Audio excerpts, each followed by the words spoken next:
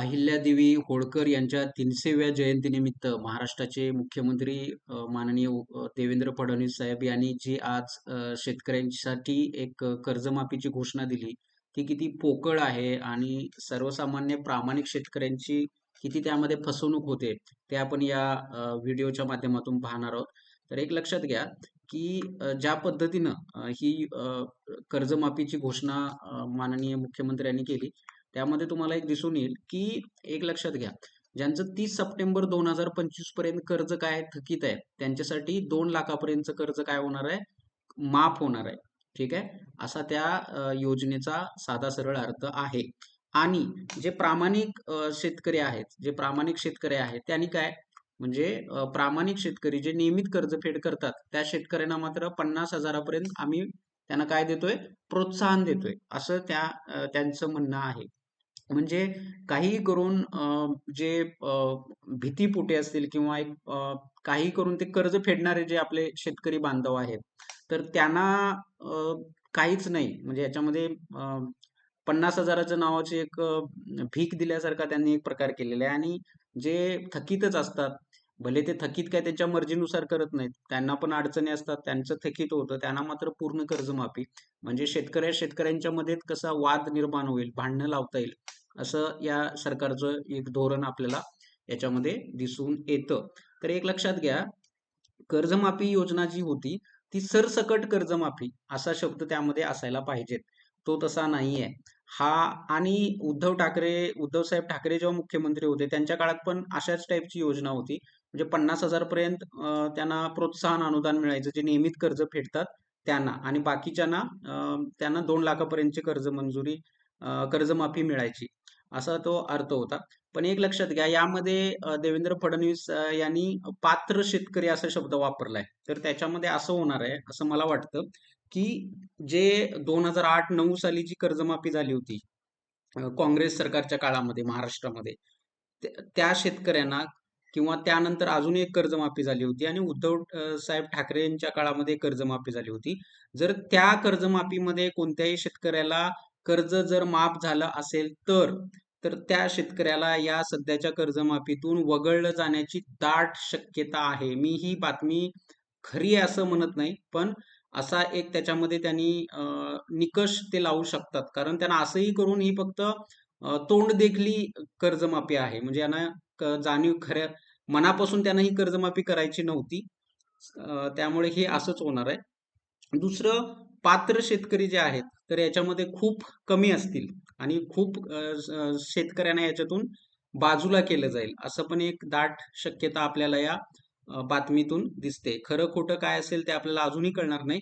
पण ज्या शेतकऱ्यांनी जे कर्ज थकीत आहे, त्या शेतकऱ्यांनी कर्ज भरायचा प्रयत्न करू नये. कारण अ, अ, त्यांना त्या योजनेचा, या कर्जमाफीचा त्यांना फायदा मिळू शकतो. आता प्रश्न असा आहे, की सरसकट कर्जमाफी आणि 7/12 कोरा अशा ज्या शेतकऱ्यांच्या मागण्या होत्या, त्या मान्य झाल्या का? तर त्या मान्य झालेल्या नाहीत. सरसकट कर्जमाफी कुणालाच दिली नाहीये. त्यामुळे तो एक याच्यामध्ये मोठा एक ड्रॉबॅक असं आपण म्हणू शकतो, की जे नियमित, आता या बातम्या बघा, की नियमित भरणाऱ्यांनी काय पाप केले, किंवा 2 लाखापर्यंतची कर्जमाफी अगोदर दिली होती, घंटा काही कर्ज माफ झाले नाही, किंवा असं म्हणतात, की नियमित कर्ज भरणाऱ्यांना काय पाप केलं होतं का, असं तसं. ठीक आहे. तर हे असे बिनडोक सरकार आहे. नियमितला 1 लाख रुपये तरी मिनिमम कर्जमाफी द्या, असं ते म्हणतायत. तर त्यांचा मुद्दा अक्षरशः बरोबर आहे. तर आपल्याला एक गोष्ट लक्षात आली पाहिजे, की बाबा कर्जमाफी करण्याची वेळ सरकारवर का येते? ठीक आहे. आणि अ, अ, नेमकं शेतकऱ्याला कर्जमुक्त हे जे अभियान राबवलं पाहिजे, किंवा ज्या पद्धतीने ते काम केलं पाहिजे, ते होत नाही. अनेकदा शेतकऱ्यांच्या वरती बघा, आत्ता आत्ता पाऊस पडला किंवा आता अवकाळी पाऊस झाला होता, तर केळी बाग असेल, द्राक्ष बाग असेल, किंवा आंबा, काजू, शेतकऱ्यांचं अतोनात नुकसान झालं होतं. तर त्यावेळी त्यांना ती मदत मिळते का? तर ती मिळत नाही. एकदम हाल होतात, आपल्याला कुत्र्यांसारखे हाल होतात. तर शेतकऱ्याला त्याचा हमी भाव मिळाला पाहिजे. ठीक आहे. आणि स्वामीनाथन आयोग जो आहे, हमी भाव देण्याची जी गोष्ट करतो, ती त्याच्यामध्ये आपल्याला दिसत नाही. त्यामुळे शेतकऱ्यासाठी, आणि दुसरं म्हणजे डोनाल्ड ट्रम्पनी जे भारतासोबत जो दगा केलेला आहे ट्रेड ट्रेड कराराच्या माध्यमातून, त्याच्यामध्ये काय होणार आहे, की अमेरिकेतला जो शेतीतला माल असेल, जसं की उदाहरण आपण सोयाबीन म्हणू, मका म्हणू किंवा इतर काही, तर त्याची भारतामध्ये त्याच्यावरती आयात कर लावला जाणार नाही.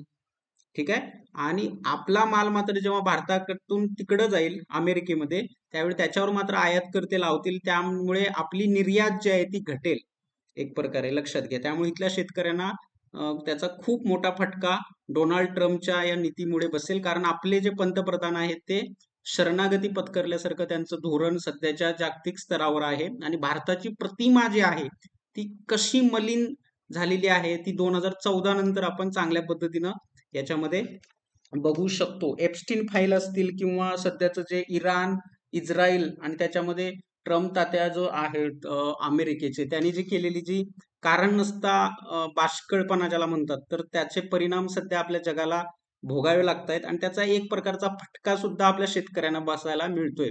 जळगाव मधील जे केळी उत्पादक असतील किंवा सांगलीचे हळद उत्पादक असेल किंवा आता हापूस आंब्याचा सीझन आहे, तर आपला जो आंबा निर्यात व्हायला पाहिजे समुद्रमार्गे, तो आता होताना दिसत नाही. कंटेनरच्या कंटेनर पडून आहेत. त्यामुळे आपली जी निर्यात थांबलेली आहे ती या युद्धामुळे थांबलेली आहे. आणि आपलं जे एक धोरण असायला पाहिजे, परराष्ट्र धोरण, ते पूर्णपणे फेल झालेलं आहे, कोसळलेलं आहे.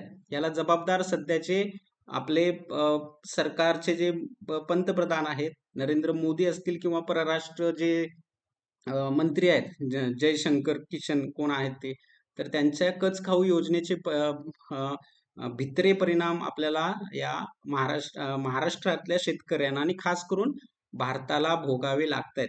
त्यामुळे सर्वांनी यावर आवाज उठवणं गरजेचं आहे. कारण बघा, शेतकऱ्याला कर्जमाफी म्हणजे अशी काही मोठी ती घोषणा नाहीये. तर एक लक्षात घ्या की शेतकरी कसा त्याच्या त्याच्या मालाला कसा भाव मिळेल. ठीक आहे. टोमॅटो तो 2 रुपयाने विकतो, 1 रुपये किलोने विकायची त्याच्यावर वेळ येते. तर तो शेतकरी कसा कर्जमुक्त होईल हे पाहणं सध्या आपल्याला गरजेचं आहे. आता शक्तीपीठ मार्ग जो कारण नसता सुरू केलेला आहे, त्याच्यातून शेतकऱ्यांच्या सुपीक जमिनी जाणार आहेत. मग जमिनीत जर आपल्याला शिल्लक राहिल्या नाही तर शेतकरी पिकवणार काय आणि तो जगणार तरी काय? तर हे सुद्धा सरकारला कळत नाहीये. कारण अमेरिकेचंच धोरण आहे की भारतातला शेतकरी हा संपला पाहिजे कुठल्याही पद्धतीनं. त्यामुळे शक्तीपीठ मार्गाला जितका विरोध होईल तितका आपण सर्वांनी केला पाहिजे. कारण शक्तीपीठ हा शेतकऱ्यांसाठी नाही. कारण अदानींची जी कोल मायनिंग आहे तिकडं चंद्रपूर गडचिरोली मधील, तर त्यांच्या त्या कंटेनर वाहतुकीसाठी केलेला हा मार्ग आहे. बाकी याच्यातून कुणाला फारसा काही फायदा नाहीये. कारण गोव्याला जाण्यासाठी भरपूर मार्ग अवेलेबल आहेत. तरी सुद्धा हा अट्टहास जो घातला जातोय त्याच्यातून आपल्या शेतकऱ्यांचंच एक अतोनात असं नुकसान आहे. त्यामुळे ही जी कर्जमाफी आहे ती कर्जमाफी फसवी आहे. याच्यातून फारसं काही आपल्या शेतकऱ्यांना मिळणार नाहीये. पात्र शेतकरी असा त्यांनी शब्द वापरलेला आहे. पात्र शेतकरी.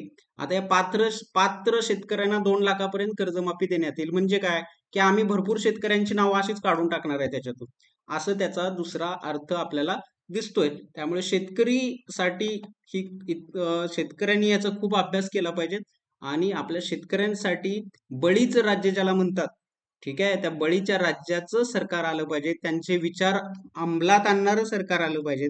बाकी यात विशेष असं काही नाही. थँक्यू.